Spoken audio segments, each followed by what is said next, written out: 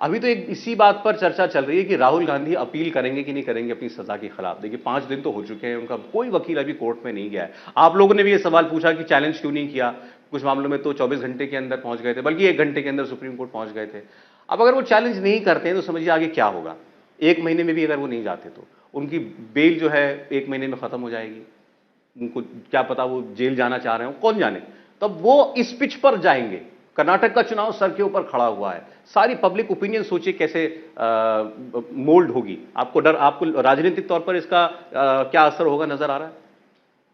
देखिए वो क्या करेंगे इसके बारे में मैं कोई भी कयास नहीं लगा सकता। नहीं, ठीक बात है। न मेरा अधिकार है न मेरा काम भी है, लेकिन यह तय है कि कानून के दरवाजे उनके लिए खुले हैं और उसके बाद अगर वो उनको एक्सरसाइज नहीं करना चाहते तो शायद उनके पार्टी में बहुत सारे बड़े बड़े वकील हैं, वो सब आगे के रास्ते पे उनको बता ही दिए होंगे।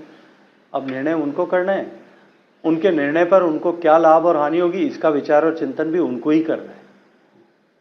सरकार तो उनके बिहाफ पर जाकर के कोर्ट में अपील दायर नहीं कर सकती। जो कुछ वो चाहेंगे, जो कुछ वो अपने लिए ठीक समझेंगे वो करेंगे। नहीं, आपको लेकिन ये लगता है कि ये उनको सूट करता है जो कुछ माहौल बना हुआ है, सांसदी जाना, घर छिनना, इसके बाद मान लें आगे जाकर के अपील ना करना, वो कहेंगे ठीक है, मुझे सरकार उनको क्या सूट करता है और क्या नहीं सूट करता है, नहीं ये मैं, और या उनको किस तरह का सूट करता है ये मैं कैसे कह सकता हूं? नहीं सर, वो इसीलिए कांग्रेस पार्टी माइक पर नहीं बोलते लोग ये बातें, लेकिन ये तो हम बात तो करते ही है ना। तो कांग्रेस के लोग, बहुत सारे लोग ये कह रहे हैं कि भाई इस देश के अंदर लोग जो हैं ये तो स्वीकार कर लेते हैं कि आपने किसी को जो है चुनाव में हरा दिया, ये स्वीकार नहीं करते कि आपने किसी को अपमानित किया। अब अगर राहुल गांधी ये लेकर के लोगों के बीच में जाएंगे कि देखो मुझे नहीं, पर मुझे एक चीज समझ नहीं आती कि सरकार ने क्या अपमानित किया है। वो तो ये बोलेंगे ना, तथ्य विहीन। देखिए किसी के बोलने से कुछ नहीं होता। उन्होंने जिस तरह से 2018 का चुनाव याद करिए,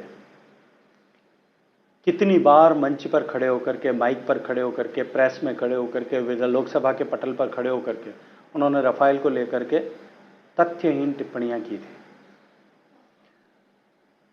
सीएजी की रिपोर्ट आने के बाद में भी नहीं रुके थे। बाद में न्यायालय का तमाचा पड़ने के बाद में माफी मांग करके वहां से छूट गए थे। इस तरह का भ्रम पैदा करने की कोशिश, तमाम कोशिश के बावजूद भी परिणाम क्या हुआ? देश की जनता ने और अधिक बढ़कर के माननीय मोदी जी को आशीर्वाद दिया। इसलिए झूठ पैदा करना, झूठ को दौड़ाने की कोशिश करना और उसके सहारे वैतरणी पार करना, ये प्रयास करने वाले निश्चित रूप से डूबते ही हैं।